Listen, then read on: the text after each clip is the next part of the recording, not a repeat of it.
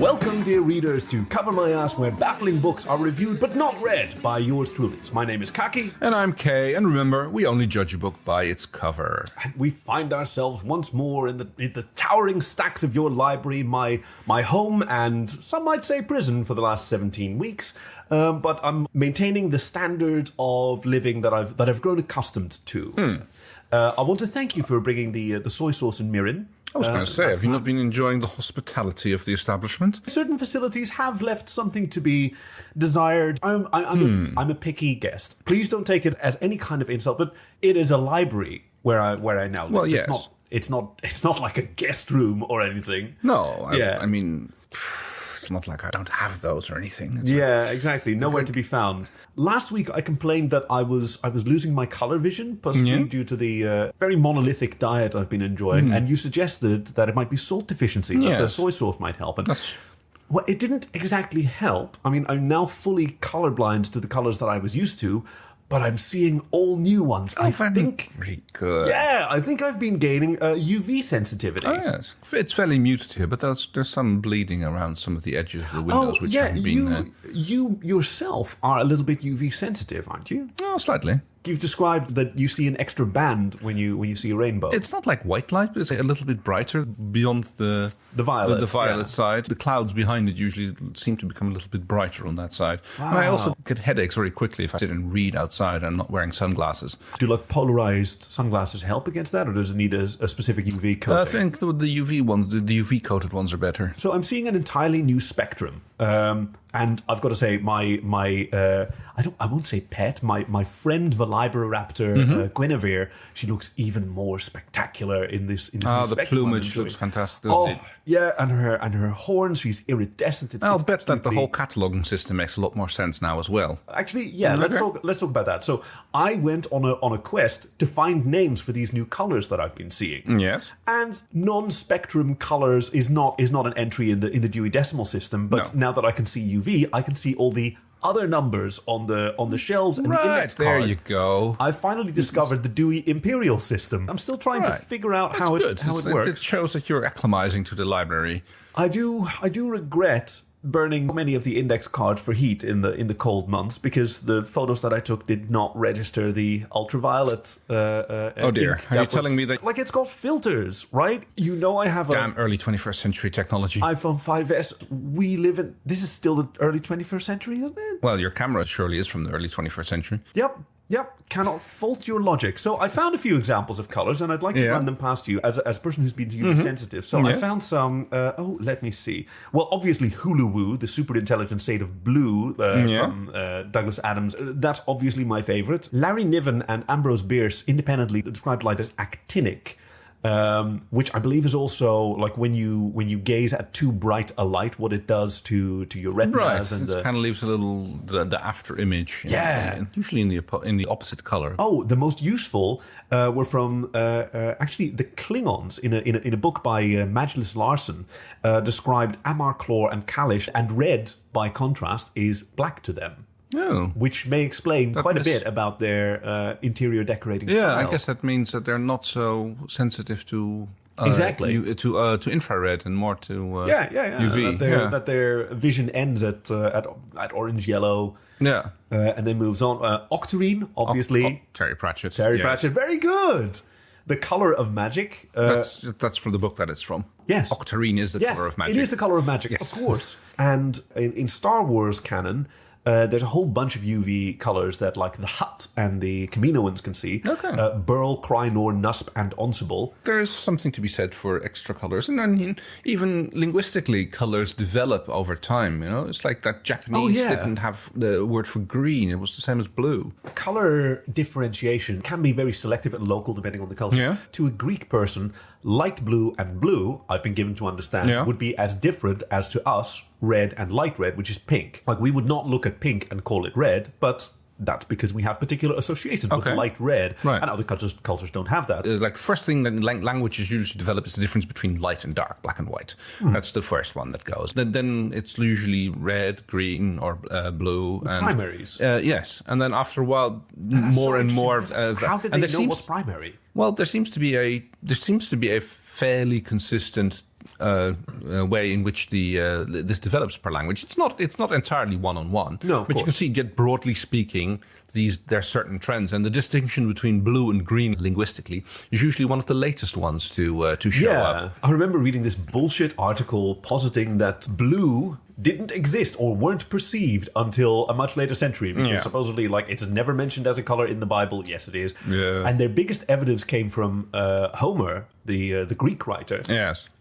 Who described the sea the color of wine, and he had all these really weird comparisons of blue things to other things. Yeah. But he had all these weird comparisons of colors to other colors because the fucker was colorblind. Probably colorblind, yeah. Just as I am now. So me and Homer, two peas in a pond. Well, maybe we should reread it. It's on shelf 14 through 18.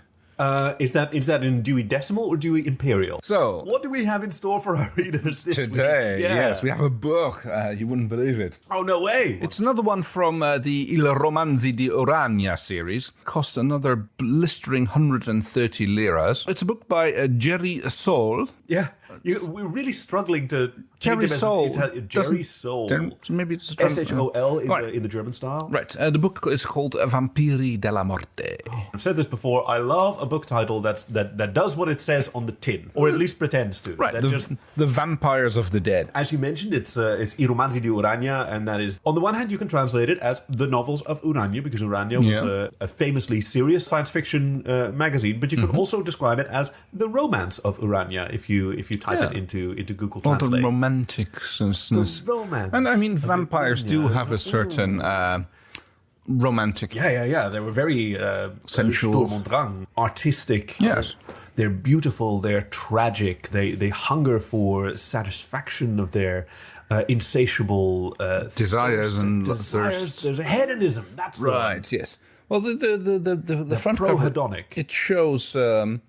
a very clear character who definitely would... I'm trying to remember the other vampire writer. Anne Rice, yes. That just the look of him with the head tilted back, the high collar, the slightly wild hair and the expression on his eyes. You mean Cheeto Federico? Cheeto, yes, of course. Cheeto Federico. Yes. He has, to my eyes, like a North African affect. A little bit. See what I mean? He's got the... right. It's not like an Arabic cheeks or... And, of course, the print is very peculiar. It's so heavily stylized. Like, he strikes me as a like, you've got sub-Saharan Africa, you've got Super-Saharan Africa? Mediterranean Africa, Moroccans, Tunis, Libya, that entire thing. But that was all like Roman occupied at some point. Quite a bit of intermingling there. So, what was it later called? Byzantium. Byzantium, yes. The North African Roman Empire of Carthage. Furthermore, in the background, we can see the fighter jets of Strix Squadron soaring across the sky against a burning background. Yes, I think those are meant to be the nuclear fires at the end of the Second World War, basically wiping out the southern part of the German Empire, basically separating the northern part of Italy and sending it into its post-fascism state. Yeah, cutting an impenetrable swath of radiation across the middle of so much for skiing culture. Yeah, it's skiing, isn't it? Originally, maybe in German. Yeah, and Norwegian. I think originally it was popularized in Britain in travel magazines in like the 19th century, and they brought back the Norwegian spelling, which is SKI, but it's pronounced there as ski. Oh, okay. In the same way that in Austria it's Skifahren. But they have a weird accent anyway. If you want to be Germano-normative about it, then the Austrians, I guess, have a weird accent. And, like, it's all Hochdeutsch for us. And then we have... Oh, God, I had notes. Oh, no. What if I don't find my notes and you beat me to it, and then suddenly we have to deal with your name for this person? Oh no, I don't have a note for it. Oh no! Quick, write a new one. Yeah, I don't even have a pen because I know what he's called, because it's the Italian Jack Skellington. It's Giacomo Skellentro. Giacomo Skellington, yes. The Yep. I can leave it to you because you've read the same book. Giacomo Skellington. That's the other figure. The head of Franco's ghouls. Of Franco's ghouls? Yes. The Spaniards who are now trying to muscle in on the Italian territory. Right, I forgot there was all these pan-European fascist themes in this book. Oh, yeah. The Italians were really obsessed with dealing with their fascist history during the Second World War. Fiction has always been a way for different cultures to deal with their own past. In a fiction, like, give me one of those notes again, because I think I'm gonna...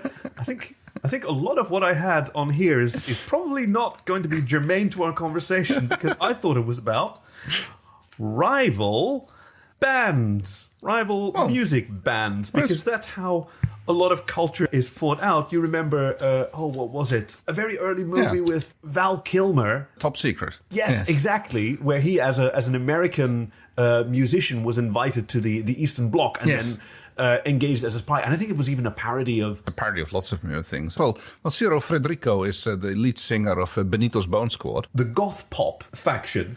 With his fantastic attire and coiffure, with his, in his case, not pale skin, but those intense eyes, his wild hair, really predating the Nouvelle Vague, the new wave of the 80s, right? Oh, I see. Yes, you look at him. If you look at his hairstyle, it's definitely what the hair bands thing would like devolve into. It's a little bit coming back to the 50s. The greasers. The greasers. It's clearly got that more style. Yeah. It's like the comeback. Flock of seagulls. It's a counter movement against the hair bands of the 70s and the early 80s. I did have a note for it. It says it right here: rival futurist music bands. Despite there being I was disappointed in myself. The vampiristic... Hang on, I have the vampires of the dead. Here we go. The neo-fascist undead fighting which goes on in Vichy Italy. That's Vichy Italy, yes. Of course, that's why... The Vichy regime in Italy famously collaborated with Stalin? No, with the Hungarians. It's the same as the French did. But rather than actually joining them as the Axis, it was more of a collaboration. The northern part of Italy, the Po region, that was kind of ceded to Germany, which is why the book starts off with that whole part being bombed into a nuclear wasteland. Almost as if the author did not have much truck with Italian geography and wanted to simplify things for himself. They wanted basically the terrain and the attitude of the South without having to deal with those nasty Northerners. So once they just bombed them out of existence, then all of Italy could be as wealthy as the North, which no longer existed, but still have the culture and the... Yeah, there's a bit of fanciful thinking there. Well, yes. That is a core value of fascism in general. This toxic nostalgia for... an imagined time in history that never really existed, an imagined state of the nation of the culture that never really existed. Yes, that's definitely one of the political myths that fascism likes to address and poison the debate, but basically frame the debate is probably the better way to put it. Infected with these a priori assumptions that there is such a thing as a destined condition for the state to be in. Yes. And typically the enemies thereof are academia and journalists and artists. Like Benito's Bone Squad. Which is curious that it's Cheeto Federico, the flock of seagulls looking gentleman, named this band Benito's Bone Squad, whereas behind him we have... Did I write Giacomo? Giacomo Skellington. Giacomo, that's right, I forgot. I always have... Shit, there he is! Giacomo Skellington! I have these notes. Why can't I lead my own notes? Yes, who leads the band, the Scheletri di Anarchia, the skeletons of anarchy. He is very skeletal, and for the readers at home, if you look down at your podcasting device, preferably about 10 minutes ago now, that would have made a lot more sense. You should be seeing the cover of today's book, and if not, you can check the show notes for an image and a link, because, gosh, we haven't had many covers where so little is going on. There are two figures. Some jets in the background, some fire. And there's the little tentacle koala clinging to... Do you see him? Right, yes, the little ghoul-monkey. Clinging to Cheeto Federico. Bobina. Yeah, I felt... Yes, Bobina. Obviously, I've recently befriended a Velociraptor, and we have a close working relationship where we go hunting for bookworms together, and I consider her a friend. And it's a peculiar thing to have this kind of relationship that's not like a pet. I was trying to trap a Velociraptor and got stuck in the glue traps for 2 weeks. Twice. Yes, in fact, as you recalled, you really should have called me. Again, my iPhone 5S doesn't pick up their 7G network, so not a lot of opportunity for that. So when the third time that I got stuck, and the pull cord was out of reach, of course. Yeah, because I was stuck in the glue trap for a third time. But it was actually Guinevere who got me out of it. She peeled me down. The first few encounters were a little bit rough. Is that how you lost the skin on your fingers? No, that was still the glue trap that you pulled me out of. Do you recall how you just grabbed me by the... Well, it usually works. I didn't think the glue traps would be stuck to the ground the way they were. You know, well, they're your glue traps. So I don't know what to tell you, Kate. Anyway, bygones be bygones. I'm not dwelling, you're dwelling.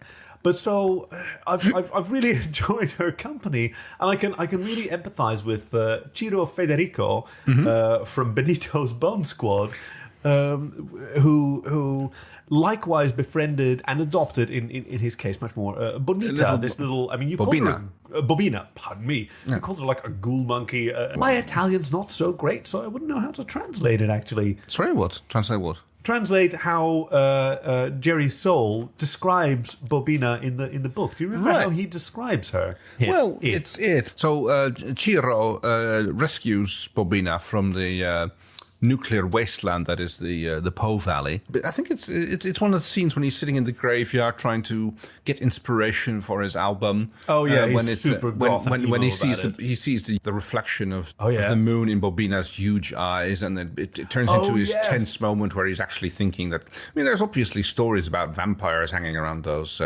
graveyards later on in the book. So much book left to go. God. At first part he's scared of it, but as anyone would be.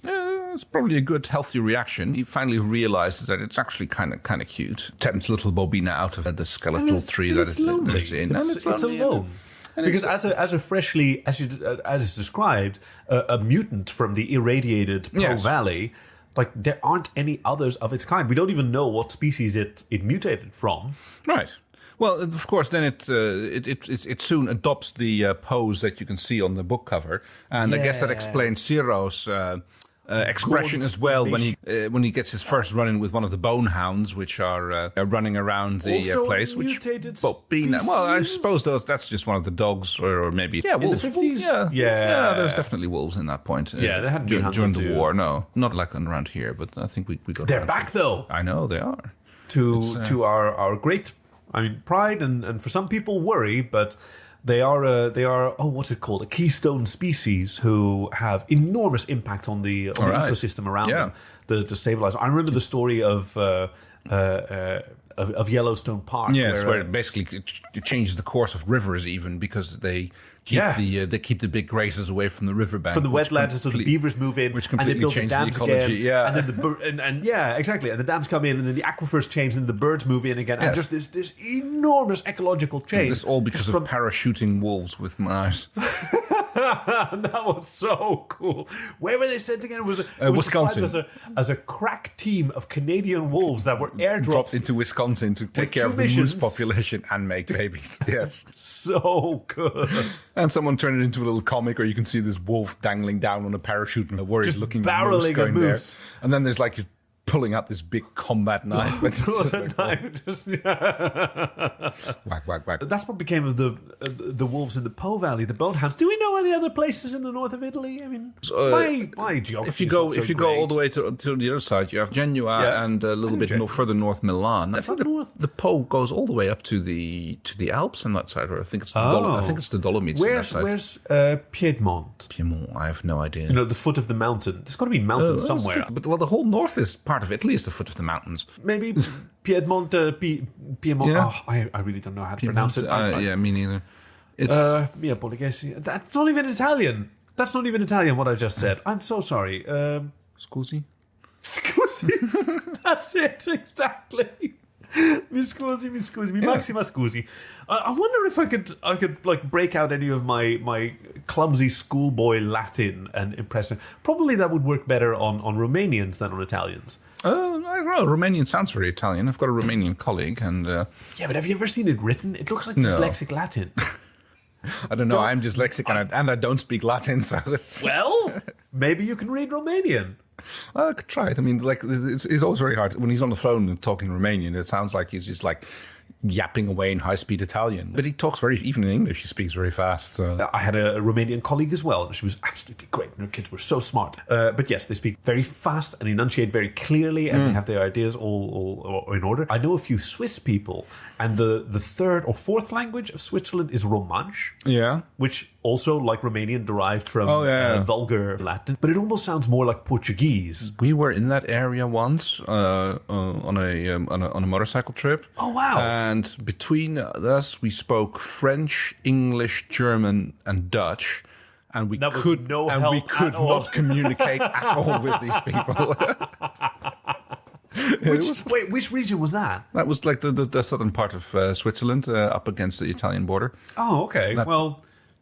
I guess now that in this fiction it has been completely nuked to oblivion. Well, no, it's nuked in oblivion in the book by Jerry Sohl, not in this one. It's not in our world. Not in our universe. Where in our universe, like the only place that is where a swath has been cut through any continent is the United States of America with the gay belt. Yes, absolutely. It's still there. Again, it was South Florida. It's from North Dakota down to North Georgia. Dakota, that's what you said. Down to Georgia. Down to the coast of Florida through Georgia. Yeah, that's lovely. That whole belt right across Kentucky. Do we know which episode it was that we referenced that in? That was the. It was Operation Damocles. I know that. It was. I don't know Damocles. the number of the 15. 50. Yeah, 50. Yeah, it's two episodes ago. I'm sure that this is great for any of our readers at home who are mainlining all episodes in a row, and they're like, "You just did this! It was 45 minutes ago. You just did it!" We record these episodes roughly at the same speed at which they're aired. Only we've got a little buffer. According to some theories, we recorded all of the first 52 episodes in one feverish evening in late 2018. It's a very long evening. It's the only way to explain why we keep referring to the podcast Segway Awards of 2018, despite the fact that we're well into 2019. Yes, and I still haven't got a Segway. You haven't? No. Readers at home, I want you to know something about my co-host Kay. He has an electric skateboard. It is the dopest thing, but it is also the most disappointing thing because it does not make the noise that it should. It doesn't have the Jetson soundboard. It doesn't have the Jetson. No, it does go. That is pretty cool. It doesn't do the. No. So we'll clearly have to have it modified. But it makes sense if you can just add a soundboard. Ah, yeah, of course. You can make it sound like whatever. They always say that, electric cars should have extra noise added to them, and so that you can hear them coming when you put your headphones in. I don't see the problem. I mean, it's like. No, so I am someone who does a lot of walking next to the road. Like I skip the bus and I get a half hour's walk to the station and from the station when I go to work. Mm-hmm. And I turn my headphones up pretty loud because I'm walking next to the cars. And so if one of the cars happens to be electric and is not making any noise, I stand a very poor chance of noticing them. Deaf people manage to manage traffic without a significant increase of... This is true. I think it's just a matter facilities for deaf people where we have... We've got those ribbed sidewalks so they can feel their way... Where texture indicates where the sidewalk stops. But that's for blind people, not for deaf people.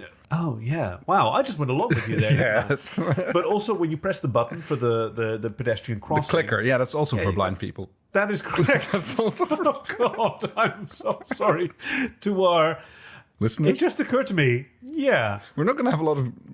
Hey, let's not be exclusionary. No. There are transcript technologies, True. And there are people who have various levels of hearing disability. It's one of the reasons why our podcast is released in mono, but we record it in stereo. We have two different, But I always mix it down to mono in post because there are some people out there who, they have one deaf ear. Oh yeah, and you absolutely. and you want to be able to hear both voices in one ear, or you only want to put one headphone. I have great sympathy for our hard of hearing readers at home. Back to Northern Italy.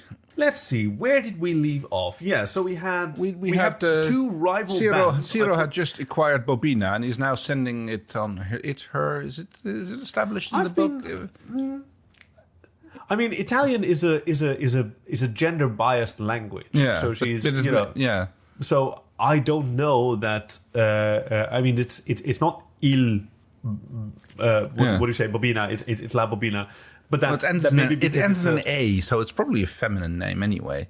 Right, but he doesn't know, and the we can use feminine pronouns. That's I think that's fine. But I don't know whether ghoul-monkey just happens to be a feminine gendered name. That's a good point.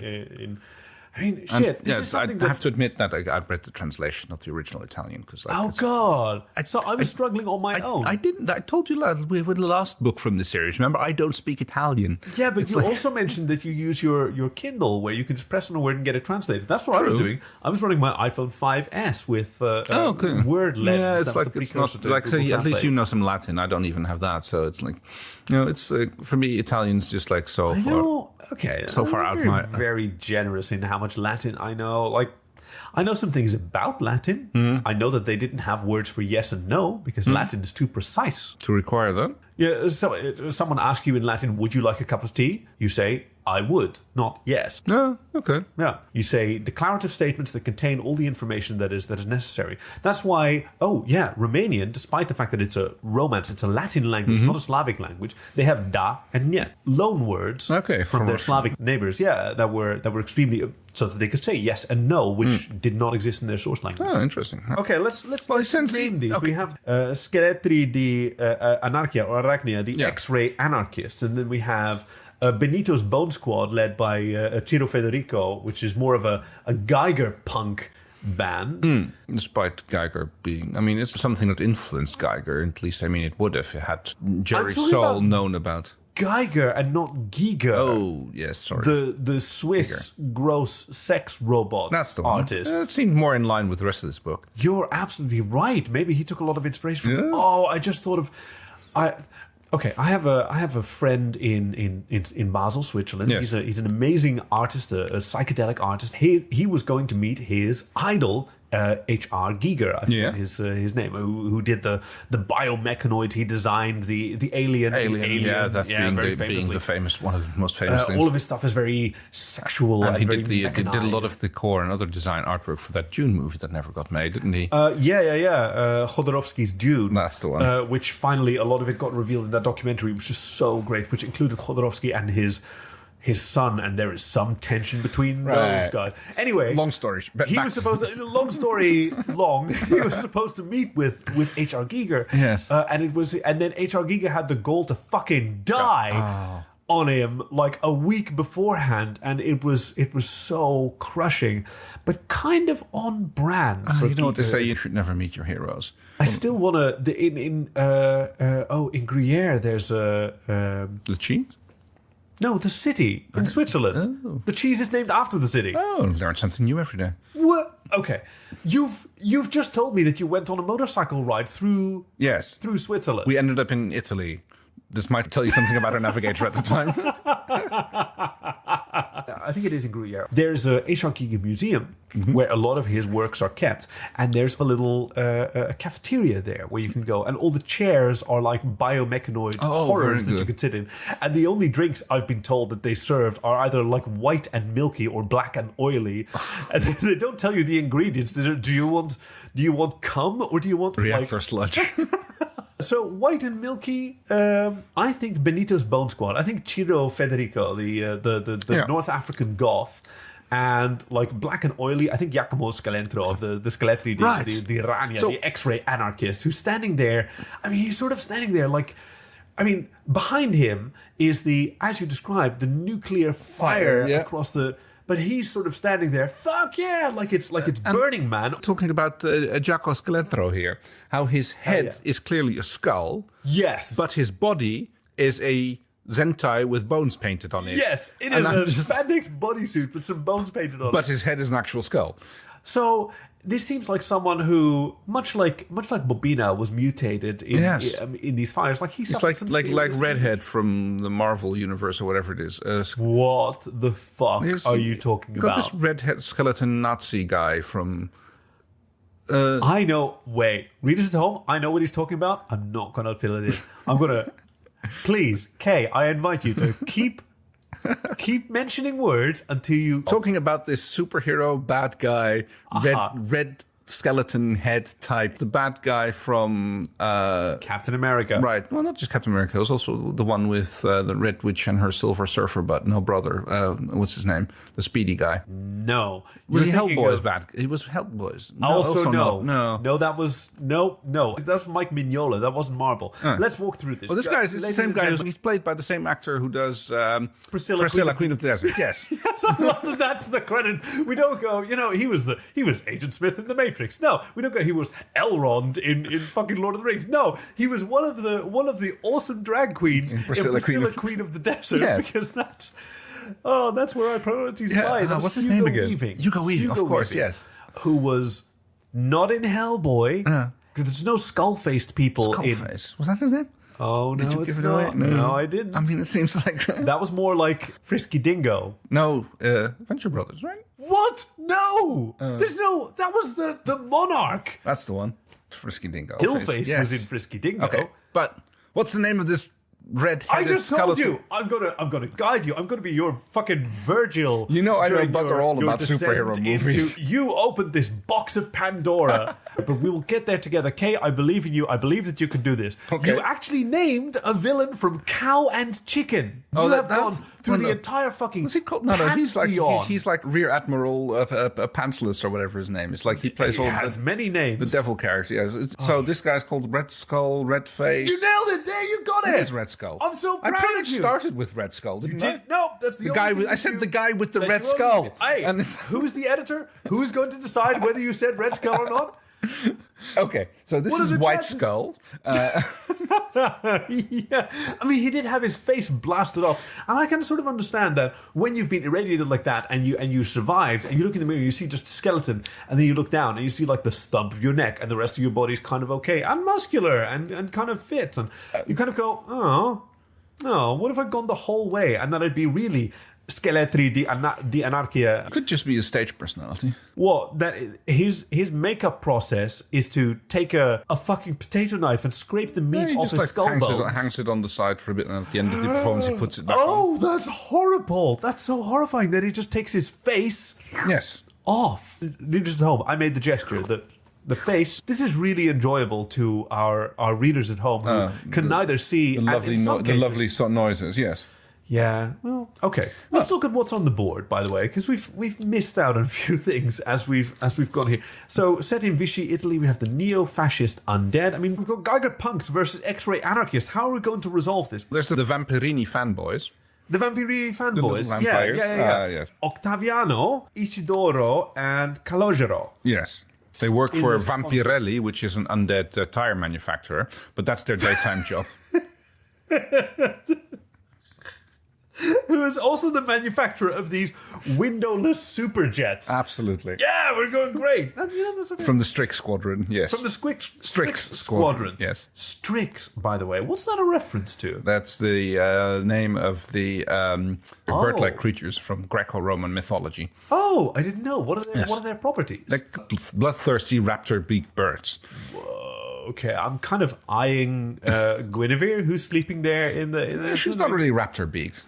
Well, that's only because she's still waiting for that cuttlefish shell, by the way. Oh, yes, I couldn't find one. I'm sorry about that. Maybe she's a Strix? Have you been waking up with puncture marks in your veins or arteries and like... Doesn't everyone?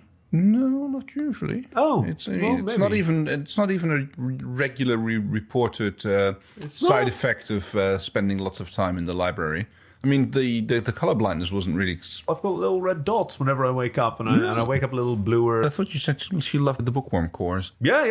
They're her staple diet. And in the evening, she likes to cuddle up with me and enjoy my body heat, and then I just feel so sleepy. Yeah. She's cuddling up to me. I just feel so sleepy. And then I wake up, usually a few days later, and I've got these...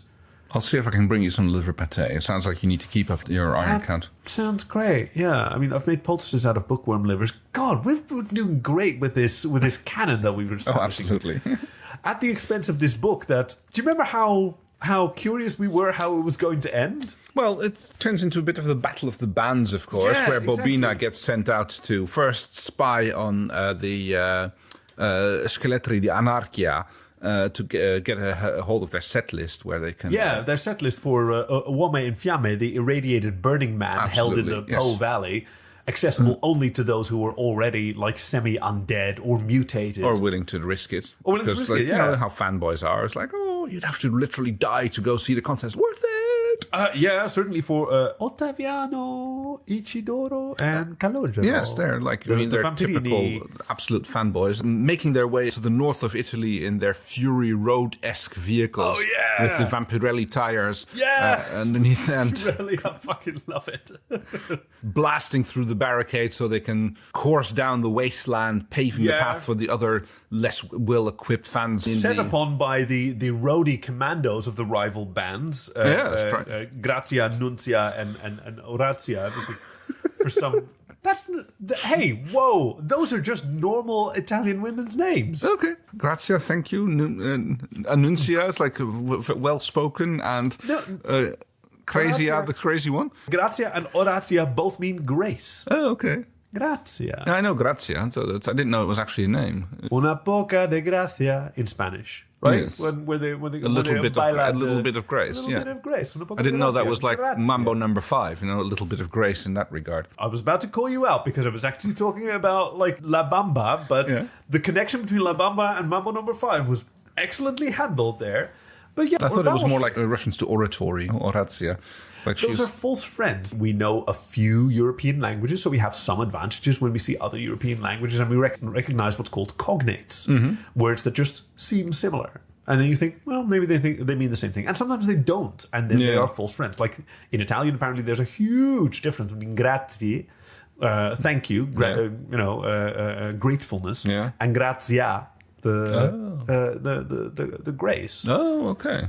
Surely you have like non-native Dutch-speaking friends who have looked at certain words and thought that they must be extremely similar. And like Sohl and School, right? One of them means school, and one of them is Sohl, the fish. Like very obvious to our ears, very hard for people who don't share those phonemes. Or even in English, where man and woman have a completely different root. All right.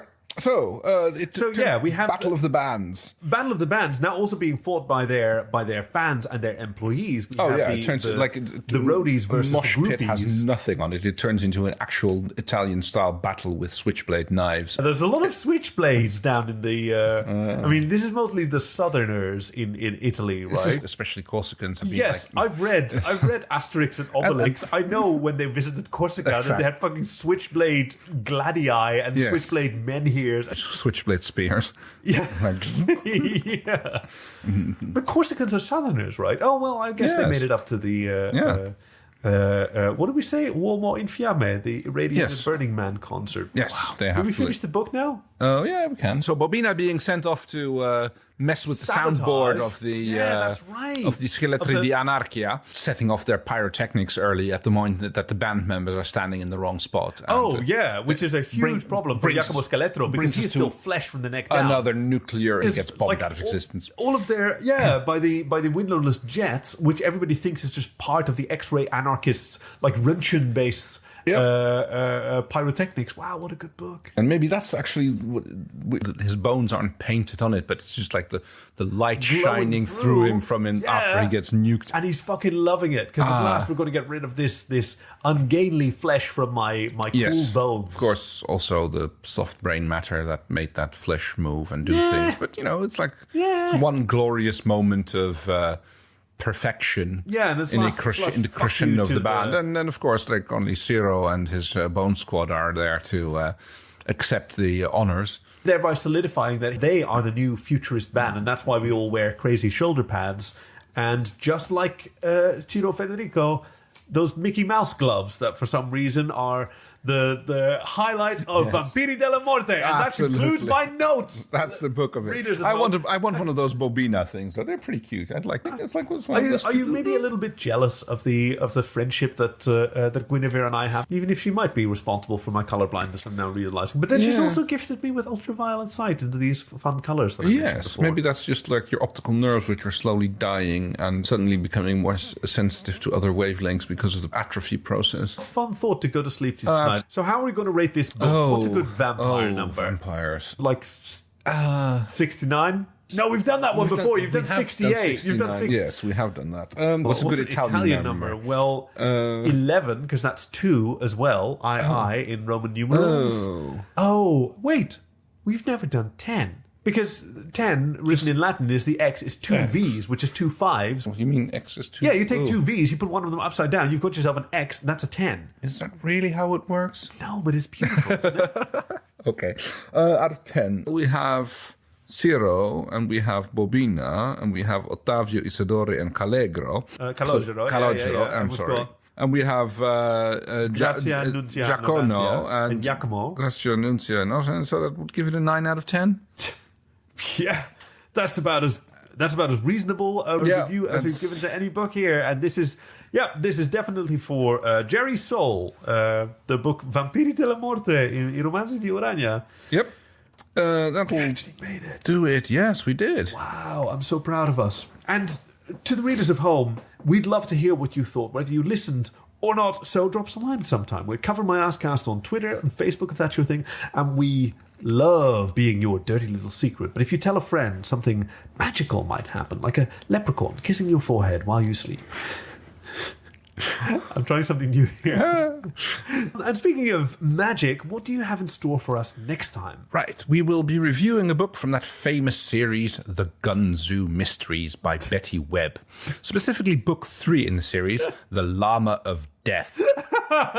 Il Lama della Morte! Il Lama della Morte. Or, as Publishers Weekly described it, animal lore and human foibles spiced with a hint of evil.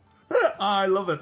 I can't wait. Well, that about covers it. Thank you for joining us at Cover My Ass, where baffling books are reviewed but not read by yours truly. My name is Khaki. I'm Kay, and remember, we only judge a book by its cover. I wish we could have done Il Lama della Morte instead of this book.